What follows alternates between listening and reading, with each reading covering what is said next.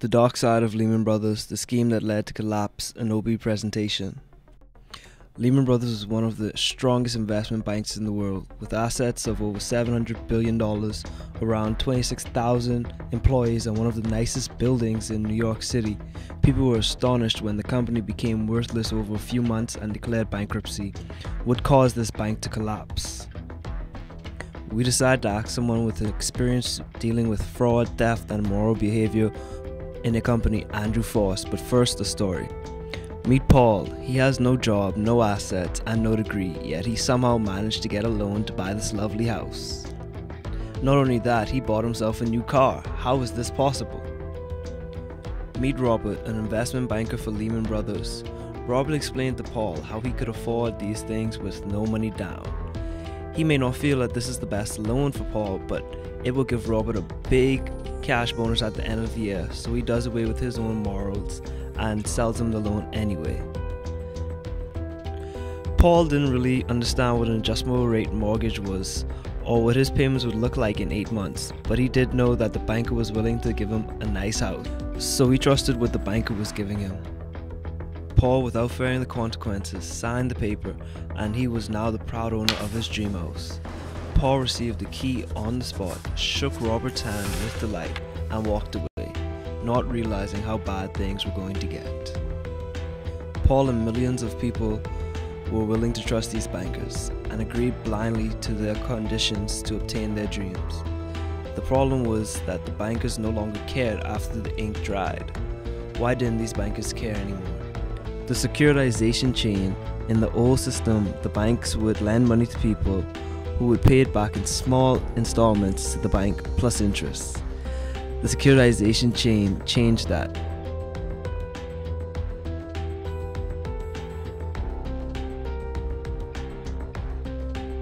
The commercial banks still gave loans to people, but they then sold the loans to investment banks so that the people borrowing would be paying the investment banks monthly. Slowly but surely, the investment bank sold off these as credit default obligations to investors.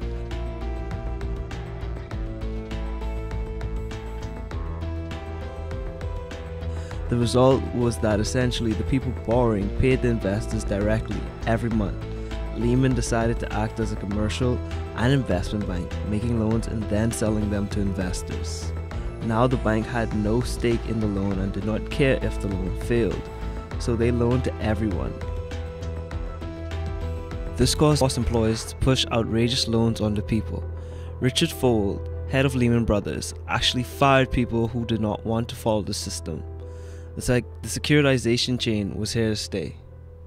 The motivation for people to do this. Typically, you see a variety of motivations for it. Motivation might not even be a good word. It was more opportunity, sort of better word. You get some justification for behaviors, like occasionally you'll see in that I deserve this because I work hard, so I'm going to take what I think I'm worth. I don't think they actually believe it. I think that's just a justification after the fact. Cash bonuses that sometimes eclipse paychecks. Employees got greedy and wanted to buy the best things that these bonuses could afford. Cars, mansions, you name it. Selling one or two of these loans is not a terrible thing, but Lehman employees got so greedy and sold so many of these horrendous CDOs that they began to distort the entire global economy. I think if you have a person who can see the whole picture, the person committing the fraud can see the whole picture of the consequences of their action, I think that would reduce the risk. Poor Paul had to leave his house when his mortgage payments skyrocketed after a couple months. He decided to go visit Robert. When Paul went to the bank to confront Robert about his payments, he was surprised to find out that Robert came back by identical bankers who were ready to argue that the contract stated that this jump was perfectly legal and not going to change. Paul was forced to give up everything to meet his payment and then defaulted on the loan. All the loans and CDOs Lehman made became worthless over a course of a few months because Paul wasn't the only homeowner who had to default.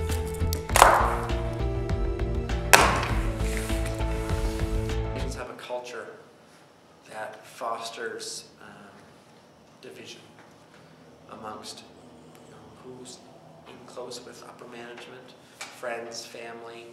You see a lot with family businesses where more than one generation would be involved, and then more than one generation, like friends of that generation, form an inner circle, if you will, and then the remaining staff feel excluded, whether it's justified or perceived exclusion.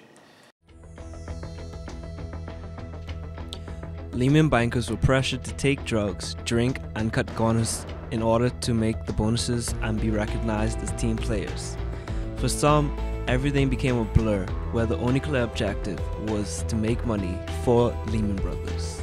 Lehman did not think that anything was going to go wrong and did not prepare. It's not, you just can't react to that one set of behaviors. You have to be proactive in preventing it from happening again. So I think the real message there would be, what are we going to do to make this not happen again? Eventually the gig was up. Everyone defaulted and the stock of Lehman plummeted. They eventually declared Chapter 11 bankruptcy. Oddly enough, no one was arrested for this. So what happened to Richard Fuld? Did he at least get arrested? Mr. Fuld, the bottom line is that since 2000, you've taken home more than $480 million. That's almost $500 million. And that's difficult to comprehend for a lot of people. Your company is now bankrupt. Our economy is in a state of crisis.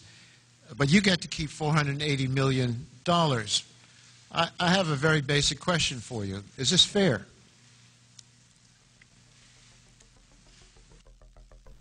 Fuld never answered the question. How do we prevent this? I don't see enough action, in my personal opinion, to prevent it from happening again. We'll typically hire someone else, someone who feels trustworthy, and they'll do that again. But do they really eliminate the opportunity? No, I don't think they do.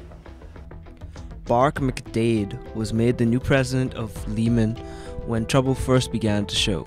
Sound familiar? I think tying them accountable on a personal level, like on an ethical level, like having them sign ethical contracts, a code of conduct, you have to eliminate the opportunity. I think human nature is overall very good, but so many things can influence us, whether it be conformity. So if person A discovers that person A in the company has committed fraud or theft and gets away with it, the odds of them committing that same action go up significantly. So if you can eliminate the opportunity through effective controls, both in terms of design and implementation and action, I think that will be the biggest deterrent from having those behaviors happen. The only lasting solution would be to destroy the securitization chain and arrest the senior management involved in the CDO and ARM scam.